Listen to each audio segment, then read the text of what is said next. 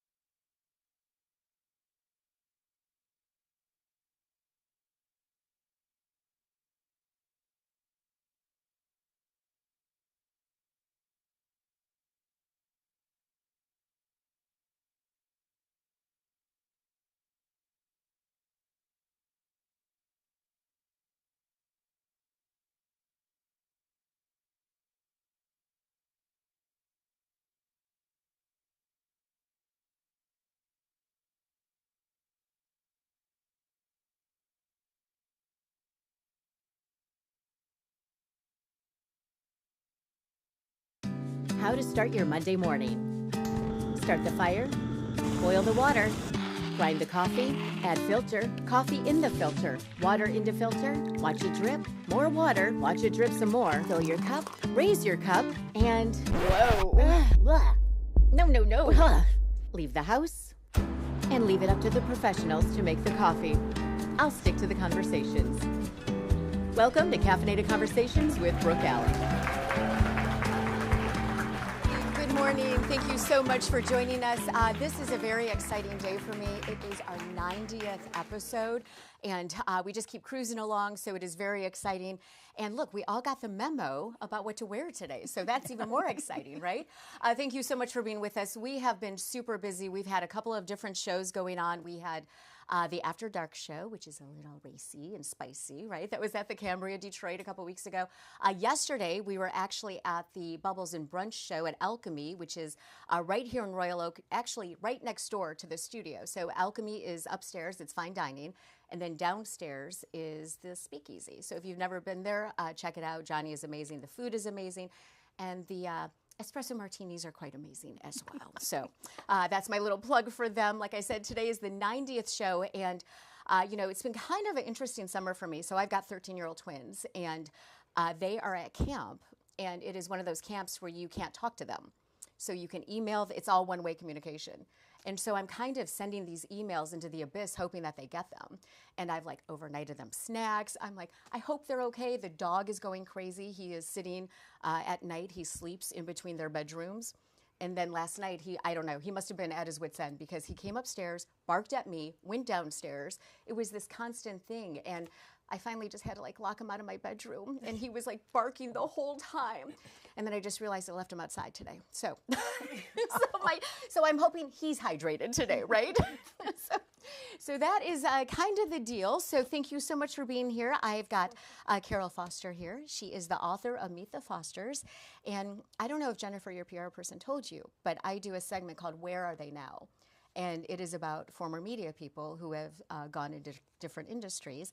And your husband was kind of cutting edge with that, right? So we're gonna absolutely. Yes. So we're gonna kind of tie that in to the book and to the Where Are They Now segment, even though Denny has been gone for a while, right? Right. Okay. Right. So, but we will. I'm so excited to meet you. So thank you so much. And then Aya Restrepo, you are the founder of Glam Jail. Yes. Right. And that has been Birmingham, a beautiful spa. And I'm so interested to ask you about the name of that, because I'm kind of thinking that when you think of jail, right, you think, that's not fun. Can you look beautiful in jail? Maybe. But the whole idea, it's all tied into confidence, I think, right? Absolutely. Okay, so we will talk to you in a minute. And then Elka, doctor in the house, right? And you are so funny because you said, oh, well, I'm a PhD. But in my book, a doctor is a doctor is a doctor, right? So I'm going to actually give you a hand for that. Because I actually said, you have to say you're a doctor. Even if it's a PhD, that's a lot of work. All right, I'm going to say I'm a doctor. Okay, all right, we settled it. You're a doctor, excellent. We are waiting for one more person. We are also talking about the Marysville Hot Wheels weekend. It is their 10th anniversary, and I think Mike was stuck in traffic last I checked, so hopefully he'll be here soon, so we will have somebody else be joining us on the couch soon, okay? So Carol, I am going to start with you. So you have written this book, Meet the Fosters, a memoir from the Motor City, and how long did this take you to write? Well, I started in 2013 and finished it in 2024. Okay. And the reason why it took so long is because I took a creative writing class. And that's what kept me going. Once a week, there was a deadline. Mm-hmm. I had to come up with a story. And so that kept me going. And this is your very first book, right? Absolutely. Okay. And these are all, it's so interesting because these are really, it's a big book, but short stories. And they're so cool. And they talk about your adventures being married and Denny, your husband. And one of my favorite parts, of course, is how he took WJR off the air when he was, 11? Yes. Because, I was an anchor at WWJ, so that's our competition, yes. Right? So I'm like, absolutely. Oh, you took yes. it, yes. So yes. Tell me a little bit about Denny. Well, Denny was, I think people would call him a character. He had a fantastic sense of humor, but he had a very quick analytical mind. So he could perform things in emergency situations. He could save the day very resourceful, and very quick thinking. I think you even refer to him as MacGyver in one of these, right? In one of these Yes, chapters. when the furnace went out. Oh, okay. Yes, it went out on a very cold day, Of course. naturally, and it was a weekend, and so he put in a part. He said, "This isn't safe, but it'll work until Monday when we can get a part." Really? Yes. So he jury-rigged something to get it going, but we did not freeze that weekend. And you were safe. Yes, yes. Bonus. So originally, what did he?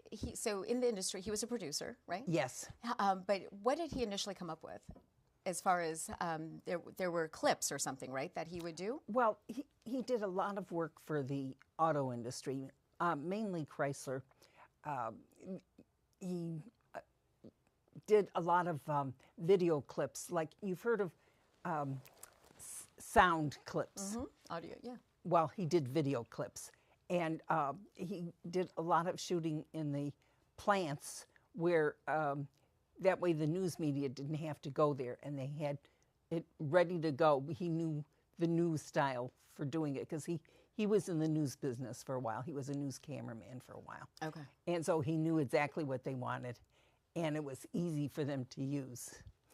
And at news events, sometimes cameras wouldn't work right.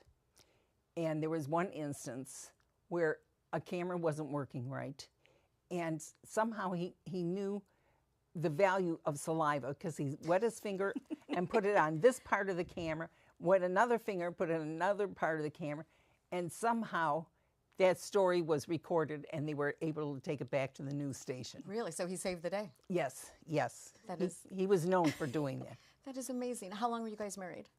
36 years. Wow, amazing. 36 years. You have 3 sons. 3 sons, Okay. yes. And so I've heard something very special about you. I have heard that you absolutely love being a mom and a wife. Oh, absolutely. We had a wonderful family. The book is really a primer on how to get joy out of life. And we would take everyday situations and turn them into adventures. I mean, sometimes we would just be going over a hill and then would say, "We're coming to the end of the world." And the little kids would, their eyes were open wide and they would, so just out of everyday situations, we made them a little bit extraordinary. That's amazing. And I think that's a good lesson for kids, right? Because it's like Yes. everything's an adventure, whether it's good or bad or a little scary. Well, we also, as far as education goes, there was an instance where one of our sons broke a toy on the floor, and he said, "Oh, I guess that was due to gravity." And Denny said, "There's no such thing as gravity." So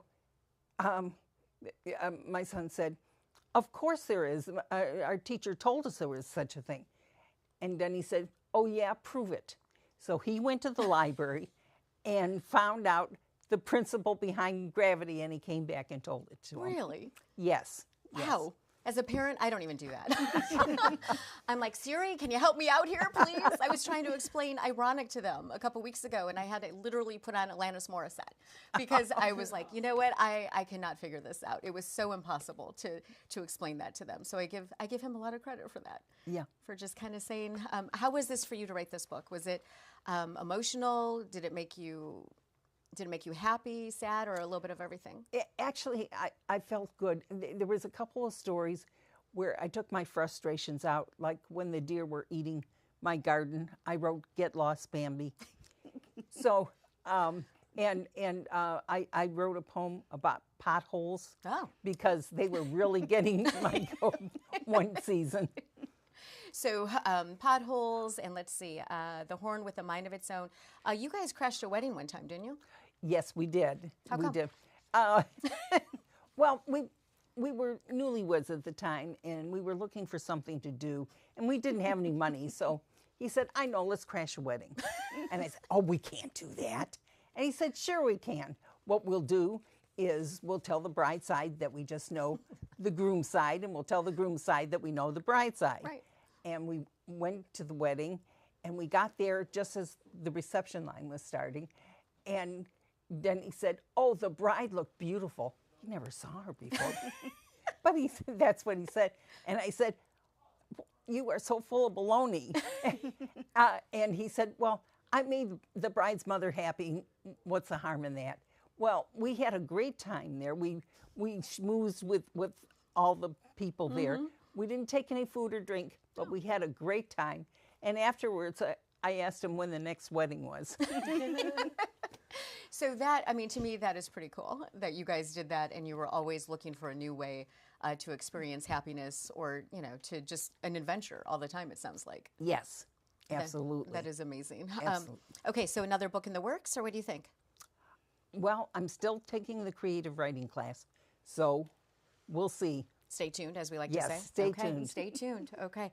I thank you so much for being here. And of course, Glam Jail is in Birmingham. Yes. And you love, and I can tell by your outfit because you're so beautiful, but you Oh, love to thank you. combine art and medicine, so to speak. Or tell me a little bit about this. Yes. Okay. So my skirt and my scarf are made by me. Okay. Or designed by me. So Glam Jail is essentially about stimulating women, mainly above the age of 40, to wake up again. So when we think about Glam Jail, I think of coming to Glam Jail to break free from what's holding you back. A lot of women over the age of 40 feel like they're disappearing. They're going to be artifacts in society. So I want to bring back the empowering feel of strength, of stimulation, to make sure they feel relevant and they feel beautiful. So there is beauty on the inside, but we are a visual society. Yeah. So I get women saying that, you know, they're complimenting my scarf, they no longer compliment me, or I no longer have presence in the room. So I try to bring back that mojo in conversation, but also enhance the beauty that they already have and remind them of it. So one thing that I have heard about you, see, I hear a lot of things about everybody, right? So one thing that I've heard is that if somebody comes to you and they say that they want a certain procedure or something, you know, and you're like, and you'll be honest, and you will actually say, you know what, I don't think you need that done. Yeah, exactly. So I say a lot of no's to a lot of my patients, especially the young ones. I do have a 10-year-old daughter. Okay. And I feel very responsible that all these girls on TikTok and things like that teaching about beauty and them comparing themselves to filters. We need to be very careful about how we portray what beauty is. So I tell my daughter she looks fancy. She's already beautiful when she wants to get dressed up. So essentially, when girls come to me, I'll give you an example. A girl came to me, she was like, I want to change this, this, this, this, this. And I said to her, well, what's going on with you? And she said, well, my fiance just left me. And I said to her, well, your fiance just leaving you doesn't mean that you have to turn into an entirely different person. So I actually told her to go to the gym, join a different gym, and work on her body and her spirit, and to come back. And she actually thanked me for not taking advantage of her when she was in a vulnerable situation. Yeah, I think that speaks volumes because especially, you know, when you're desperate and you know, I know after I went through my divorce, I was, you know, you're devastated. Yes. And you feel like a blob, quite on, you know, I don't know how else to put it really. But you know, your whole demeanor and you kind of sink, right? Yes. And you talked about walking into rooms and you almost don't want to be seen. Yes. But then there comes a time when you're like, okay, I guess I'm ready to be seen now. Yes, exactly. Right. You know, for me, when I was a child, I was compared a lot to my older sister. So I realized that, you know, people gave me backhanded comments like, oh, you're getting pretty, or your sister's beautiful, but you're getting pretty. So as a child, I became obsessed with the power of beauty and beauty in all forms in our world.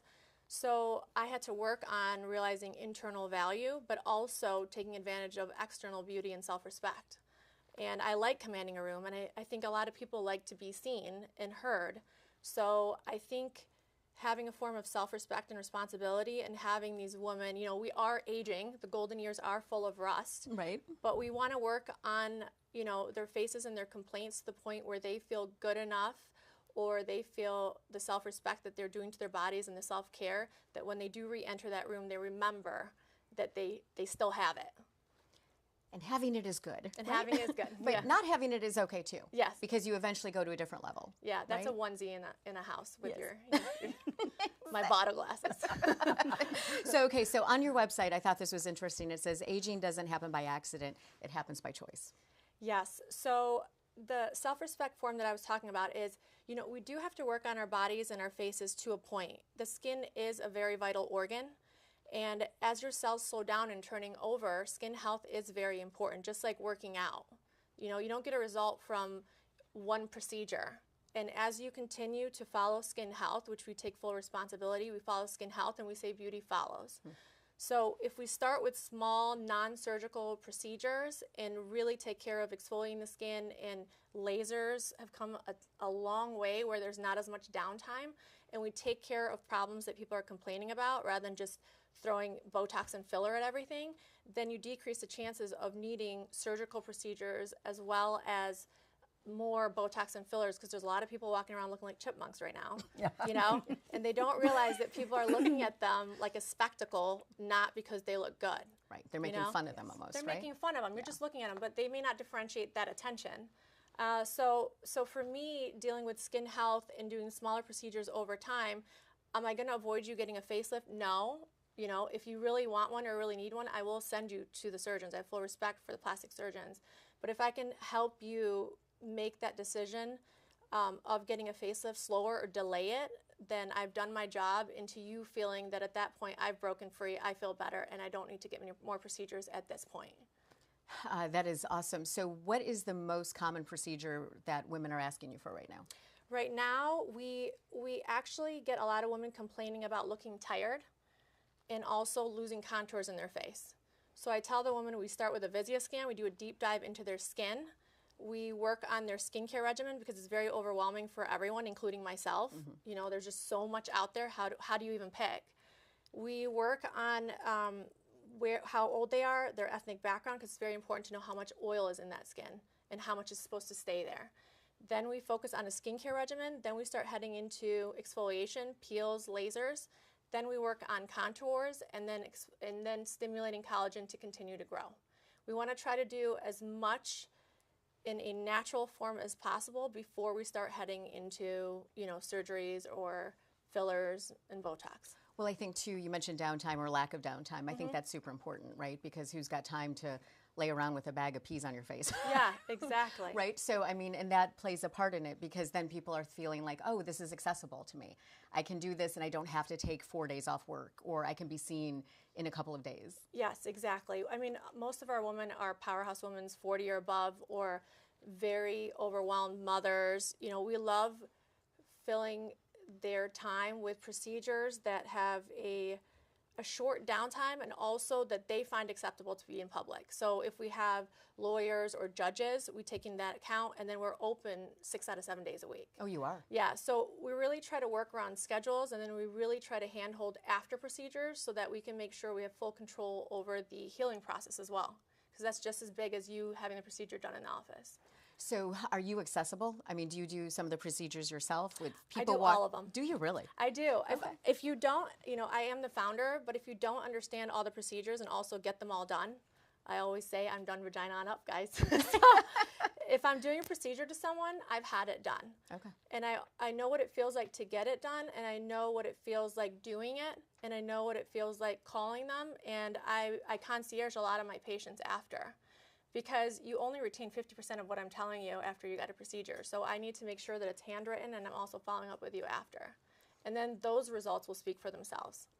That's pretty awesome, right? you. Because sometimes you see somebody and they're like the face of the company, and then you never see, I mean, they're not real. Yeah. But you're very real. Yes. and I Yeah. love that. So if a woman was out there thinking, you know, oh, well, maybe I'm under 40, but I really feel like I need to look more awake, or, I mean, you just consultations, people can come in. Yes, we do consultations. We do a Visia scan, so we do a deep dive on your skin to look at it at a cellular level to understand if it's, you know, sun damage, you have rosacea, you have pigment. We also look at your wrinkles. If you're under the age of 40, we follow the same protocol, but if I don't feel like you need a procedure across the board for any patient coming into my office, including the men, we have a lot of men coming in as well, golfers and people coming in for sun damage. Yeah. Because BBL treatments like lasers actually take off sun damage so they can avoid going on like chemo drugs or having procedures where, God forbid, you get cancer. So we want to try to remove as much sun damage as possible. But we just have to do the aesthetic care in a responsible manner. So we make sure they fully understand it. And if I don't feel the patient doesn't understand what I'm trying to tell them, then I make them sit on it so that they can think of more questions and then come back so they can talk about it again. That is awesome. That speaks volumes about your character, really. thank you. So, Doctor, I saw you nodding because you are the executive officer of TSRL, based in Ann Arbor. Tell me what that is. So we're a small pharmaceutical company, and we work a lot with academic inventors, with small companies to help them get their ideas a little closer to clinical evaluation. And our kind of differentiator in that space is that many of us have worked in large pharma before, so we don't only provide the service, we also consult on the strategy for product development in that space. So how has the industry changed for you over the years? I think two things, and one in terms of shift. So I came from Germany in '92. I was born and raised there, and I got my education there.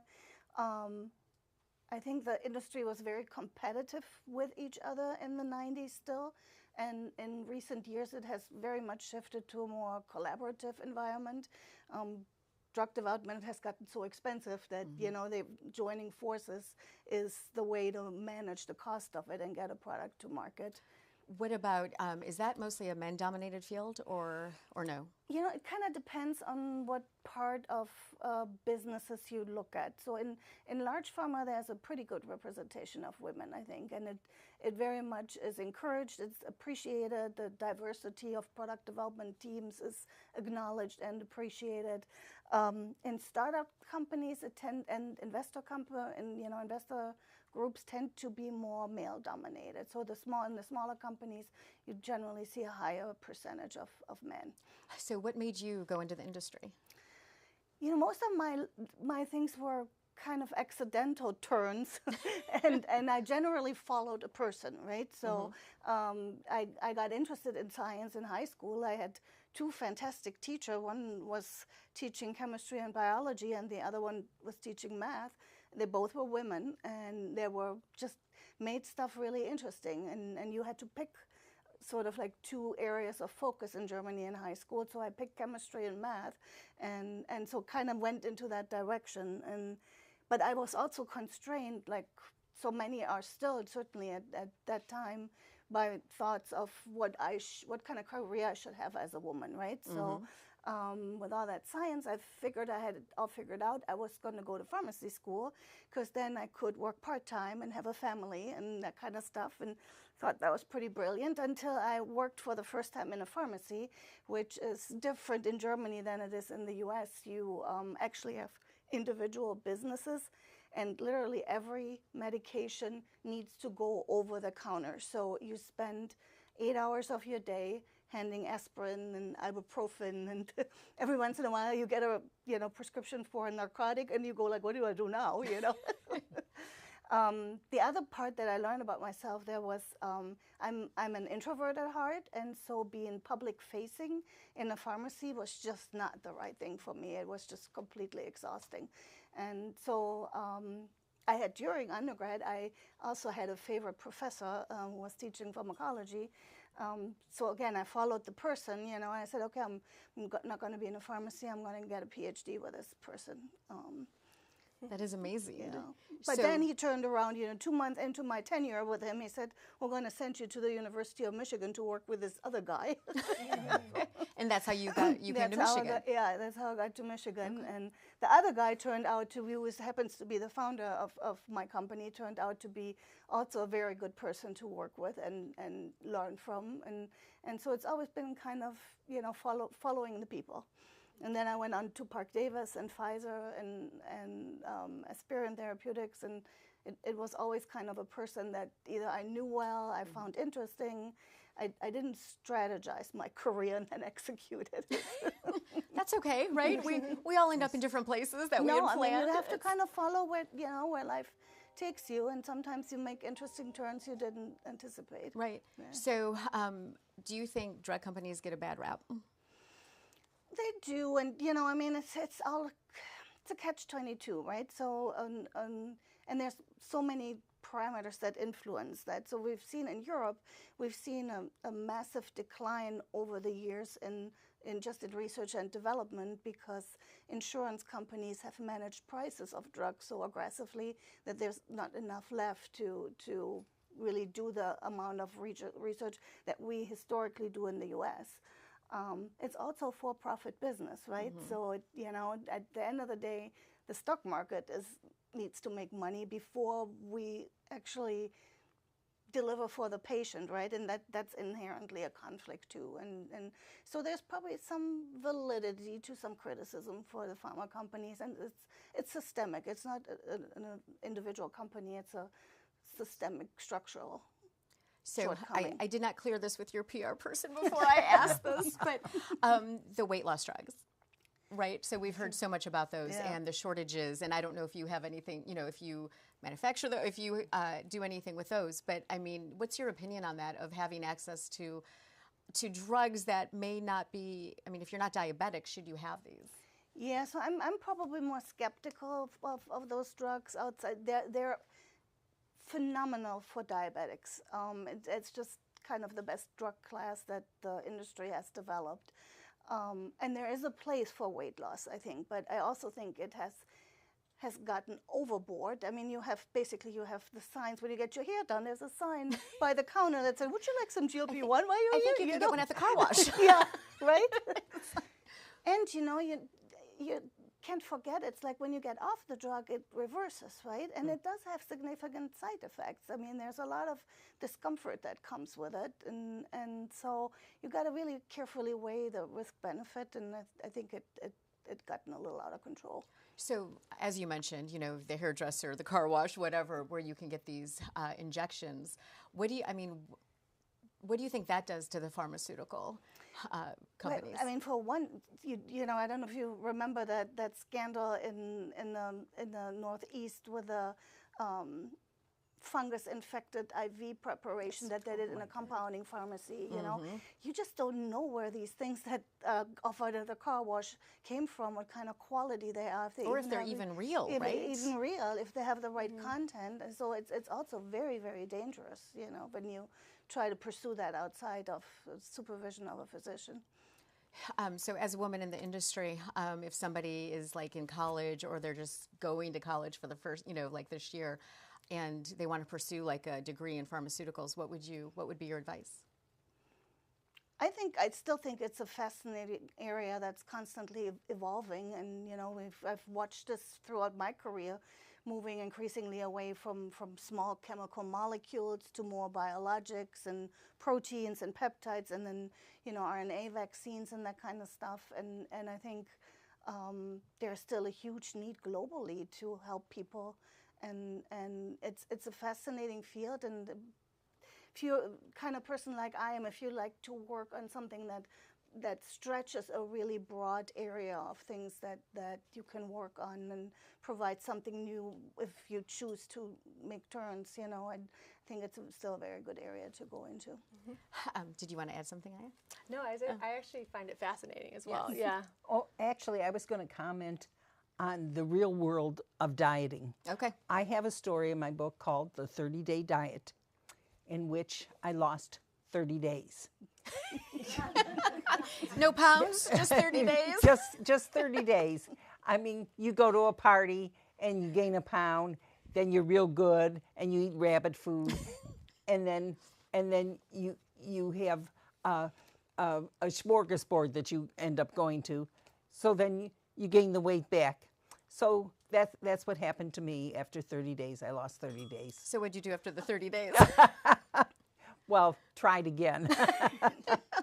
So the whole idea too, and you mentioned your daughter. So I have a boy and girl, right? And so it's very hard to model good eating behavior, because let's face it, fast food is so convenient, right? They call it fast food for a reason. Yes. And if you're in a hurry, you're tired, you don't feel like cooking. But it's very difficult for me as a parent to be like, okay, we're going to cook Mediterranean food today, or we're going to try something different. My son, he is a foodie. He's like, can we have lobster today? I'm like, absolutely not. I don't even know how to cook that. But it's hard to model that behavior for kids in general, I think. So I personally like working with my hands. So I'm not the mom that's wrestling with my kids in the back or chasing and playing monster most of the time. So I find cooking therapeutic, but I did find it is a lot of work, and I hate doing the dishes. but I find it a form of subconscious love. So even if I'm trying to make something small for them and they can repeat it maybe in college, I find it, I guess it feeds my anxiety of work-life balance. So I think I overcook because I'm compensating maybe for maybe some time lost. I love that. I lean into cooking. Okay, what about meal planning? Anyone do that thing? Because I mean, cooking is therapeutic for me too. I Really? still do a lot, and now, because time has gotten more constrained, I do the majority of my cooking on the weekend. But I find it therapeutic. It takes my mind off work. And I enjoy good food, and I enjoy Mediterranean food. So I don't find. do you have any good recipes? Because I need I one. do. Well, I worked hard. That part I don't find particularly challenging, and I think what you said earlier, kind of really trying to focus on getting your movements in, and if you don't want to go to the gym, but do the part of what you know is good for your body and your mind.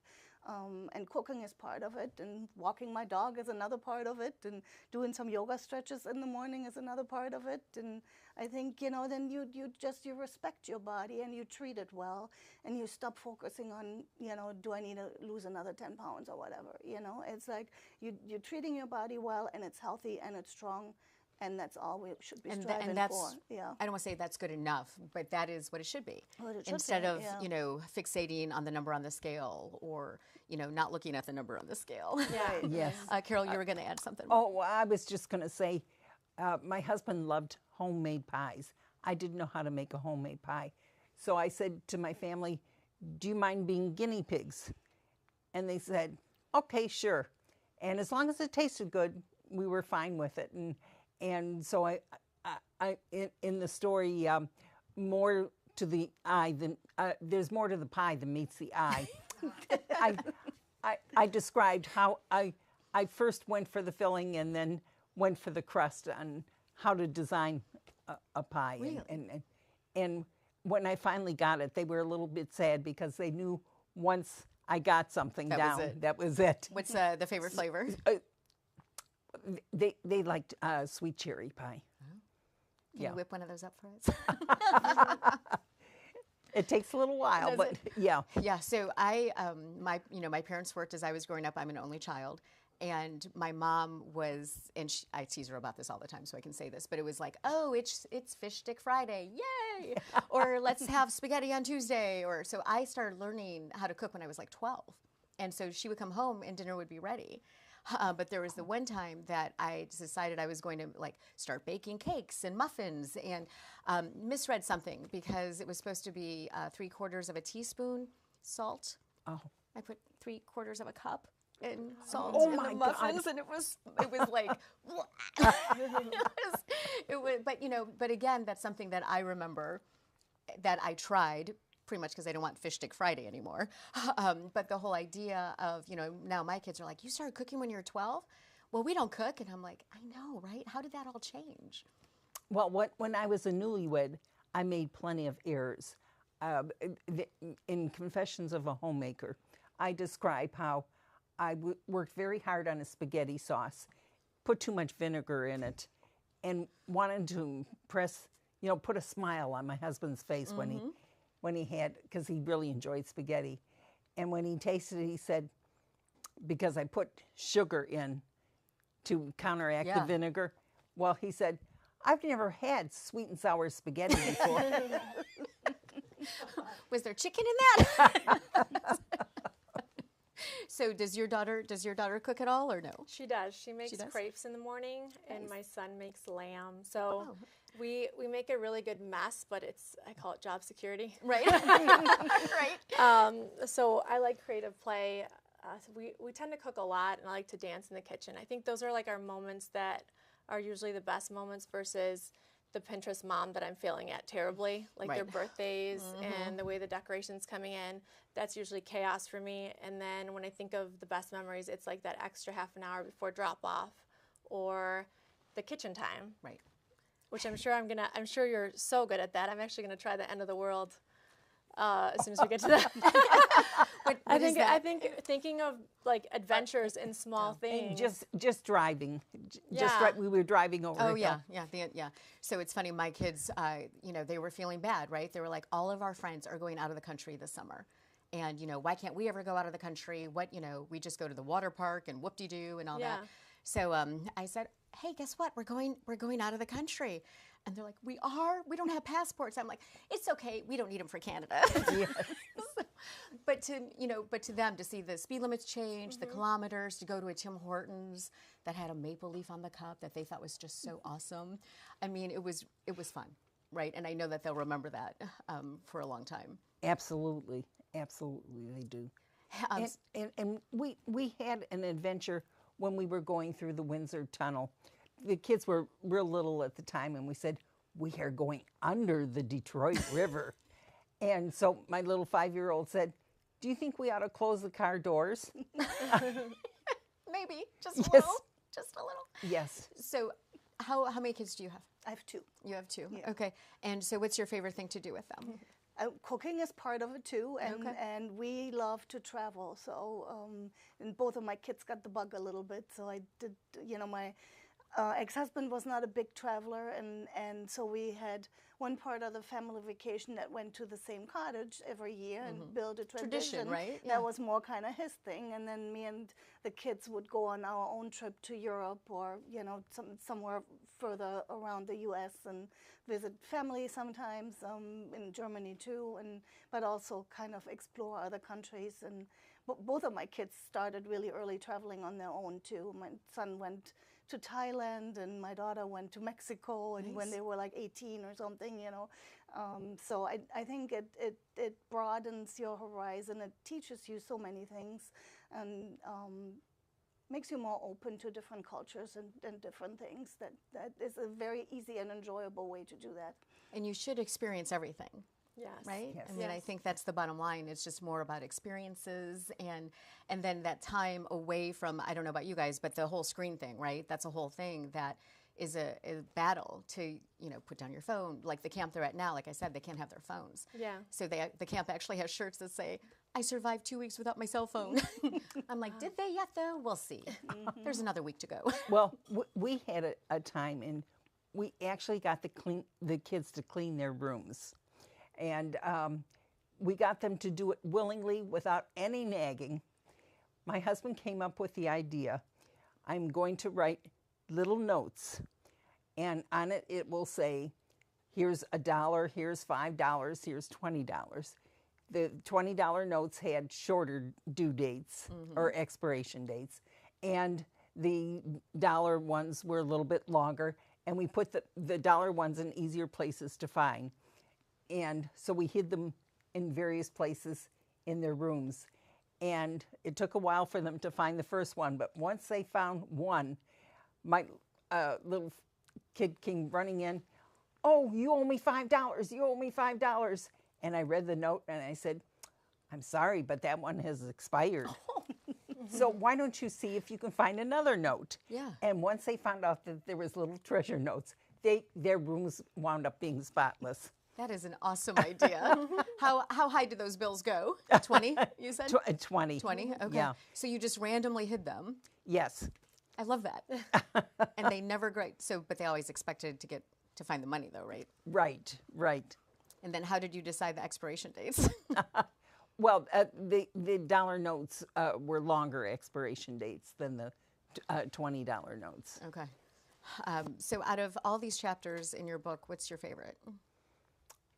Well, Denny was very resourceful, and I loved the way he solved problems. We had an ant problem, and I call that the eliminator.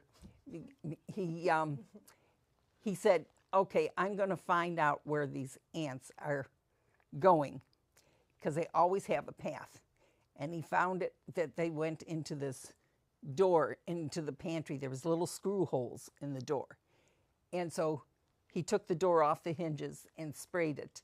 And it was a blonde door, and it turned black from all these ants. So he rushed the door outside, and we never had an ant problem after that. Really? Yes.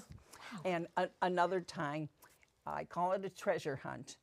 Uh, we had a plumbing problem, and the plumbers asked for the main clean out, which is the main drain to the house. And for some reason or other, our house didn't have one. And the plumbers wanted to see if they could find it, though, and they said they would have to break up the whole basement floor to do it. And my husband said, "Thank you very much. Send me a bill, and I'll call you back later." And he came up with the idea of getting a metal detector. And so he searched around, and he found where the clean out was with that metal detector. So we only needed a small little hole in the basement instead of the whole basement. That is amazing. He just sounds like he just figured it all out. Always. Yes. That is awesome. Yes. I'm envious of that because I'm thinking, did you live in Berkeley? Was there a main drain there? Because I can't find mine. It's like that's one of the things too. At the time, it was Farmington Hills. Okay, close. Yes. Okay, so I always ask everyone this question, and I'm going to start with you. So, if you were to meet your younger self for coffee, what would you tell her?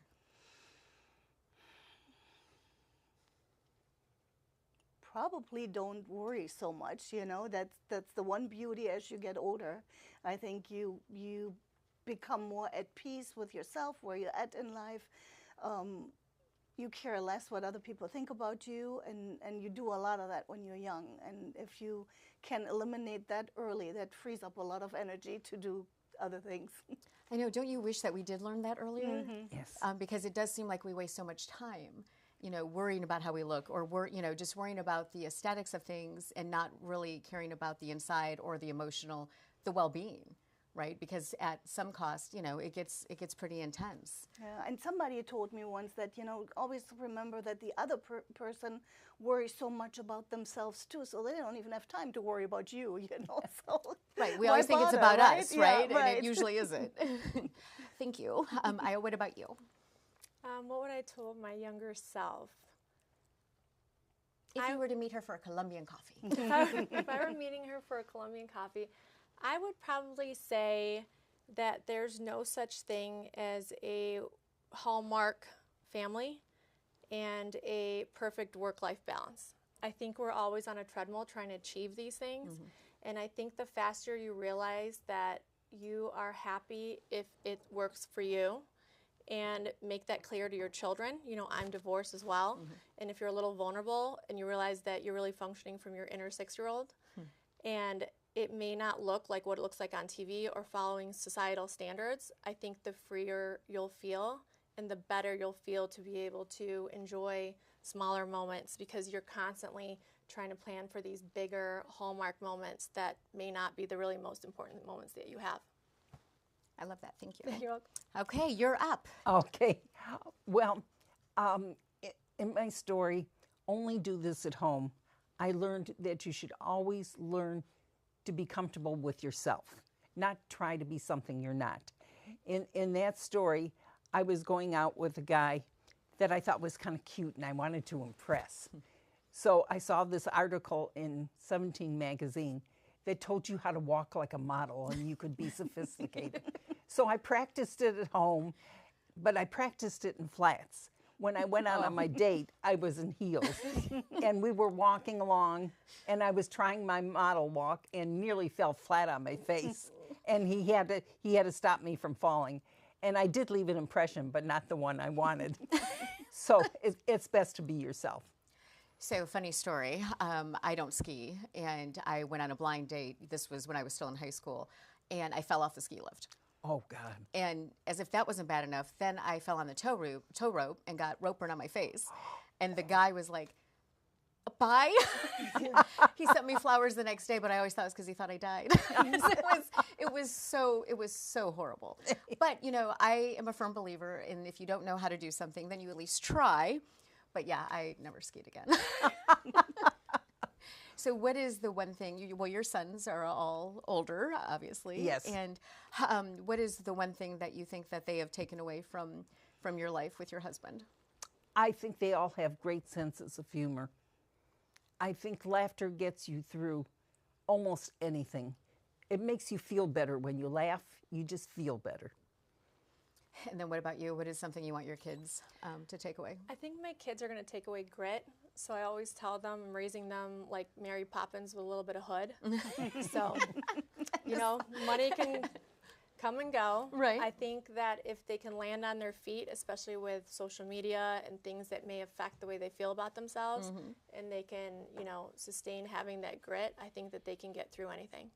And how about you with your kids? I would agree with that. And you know, nurture your friendships, value your friendships, and really nurture them. I think we have a tendency in the U.S. to, you know, when we move and go different places, that we make new friends and we don't keep up with old friends, and really do that. And both of my kids do that, and so do I. I very, very much value friendships, and I still have friends from my college day and high school days, and stay in touch with those.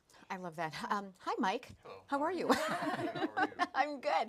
I know you got stuck in traffic. Thank you so much for for continuing the drive.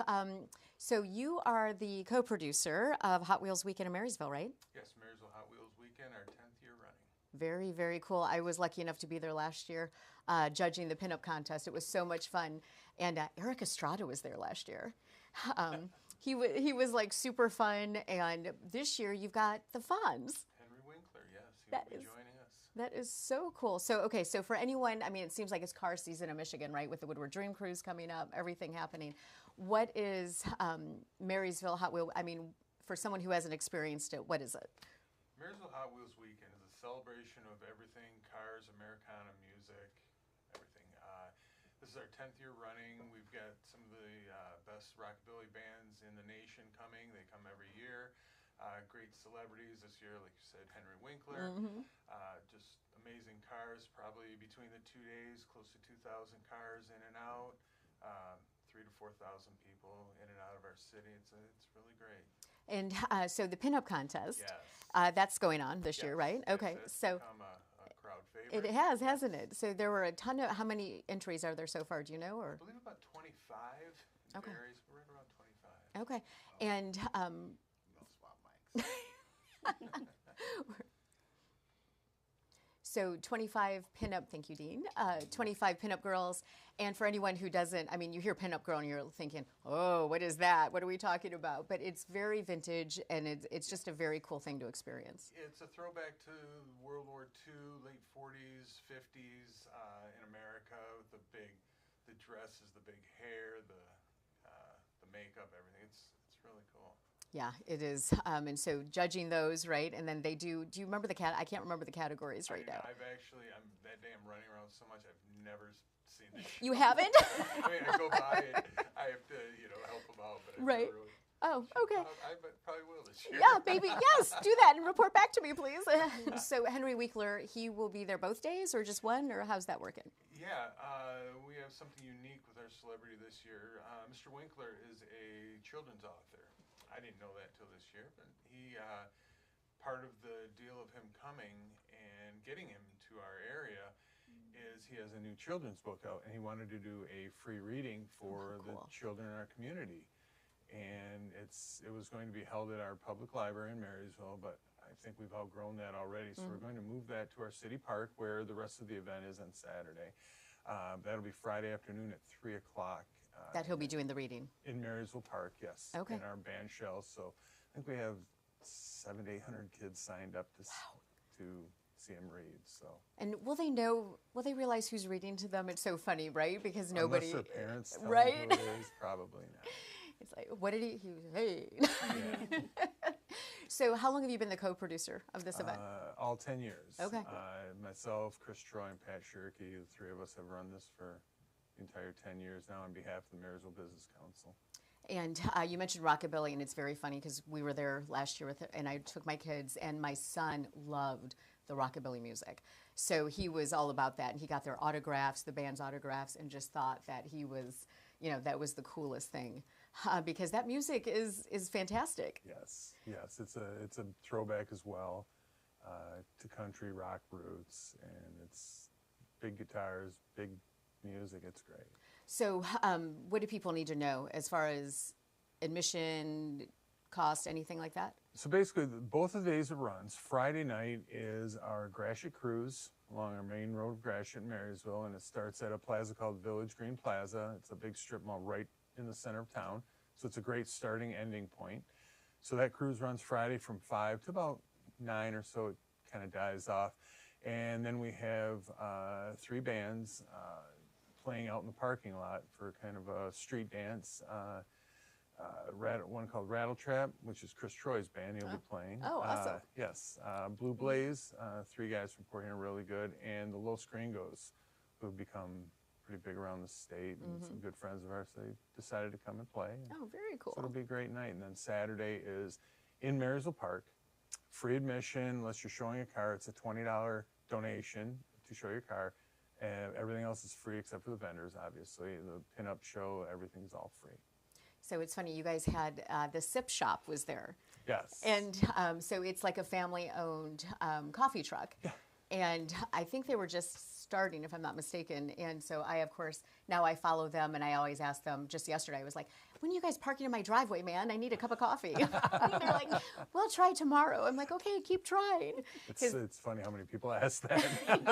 Right? They're really good. Yeah. Exactly. Okay, so you had just walked in when I had asked all of these ladies. And I know we haven't had a very intense conversation, but the Marysville Hot Wheel, it's a fun, fun time. The kids have a great time. The food trucks are there, the Sip Shop, the Pinup Girls, all the music and everything. But if you were to meet yourself for a cup of coffee in your driveway, what would you say? Wow. Gonna caught me off guard there. I apologize. That's all right. That's okay, because you've been doing this festival for 10 years since its inception. Yes. And what made you guys start this? I was a member of the Marysville Business Council, myself and Pat Shirkey, and we were throwing around ideas for different events to do in the community because everything got stale and kind of stagnant in town. Our Marysville days was a little carnival and fireworks, and it was boring. So we were just throwing around ideas, and I said, hey, I have this friend, Chris Troy, that he wanted to do an Americana Fest years ago. We had talked about it and never developed. So I got a hold of him, and we came together and put it together. And how much work is this? It's a lot of work. It's a lot of work, right? Because it's only the 3 of us. Most festivals and carnivals and stuff have 25, 30 member boards, and it's the 3 of us. Wow. We do everything. So no wonder you've never seen the pinup contest. Exactly. Okay, you're excused then. Thank you. Well, listen, thank you for making the drive here. I appreciate it. I'm hoping to make it out there for at least the one day. And do you happen to know what Henry Winkler's book is called? I do not. I've not seen it yet. Okay, no, that's fine. I just think that's so. I didn't really realize he was a children's author. I don't know. Did you know that? You're an author. No, didn't know that. Okay, so where is your book available? On Amazon. Okay. And for you, Aya, what if people want to make an appointment with you? How would they do that? They can make an appointment on glamjail.com, or they can call 248-839-5130. There is, in our spa, myself, I'm a surgical PA with over 10 years experience, and a surgical residency from Johns Hopkins, and then I have a dermatology nurse who's got over 10 years of experience. So you're going to get me or her or both of us together so that we could fully concierge your entire treatment. That is awesome. And you guys have something that you say about water, right? Yeah, hydration is sexy. Woo, woo. I mean, caffeine is amazing. Hydration is sexy. I love that. I think it's funny. Thank you. Okay, so if somebody wanted more information about your company, Don't call me for GLP-1, right? I'm also, can you, yeah. Yeah, you can go to our website, which is currently under construction, so Okay. wait a little bit. All right. It's tsrl.inc.com, and TSRL stands for Top Secret Research Laboratory, so that's easier to remember when you look for it. And not quite sure whom I would help out with my website, but you're welcome to make an appointment and come look. But do not ask for those injections. Go to the car wash for that. Yes.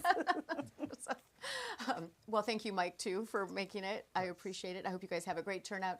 You guys have a website, correct? Yes, MarysvilleHotWheelsWeekend.com, or you can call my office, 810-364-4400 for all the details. All right, thank you so much. And as I said, this is our 90th episode. We're we've had a couple of different shows this last month, so The only thing that I've got coming up this week, I think, is that I will be at the Redford Theater on Saturday. I am seeing The 7-Year Itch with Marilyn Monroe, and that showtime is at 2 o'clock. So come out and join us at the Redford. Great popcorn. It's a great time, and it's so funny because talk about throwbacks. You know, my kids are 13, but they love going to the Redford Theater. The organ popping up, I mean, all of it, right? So it's very cool. So I will be there on Saturday. But in the meantime, as I always say, keep the coffee hot. We'll see you next week. Thank you so much. Happy 90th, Josh. Yay!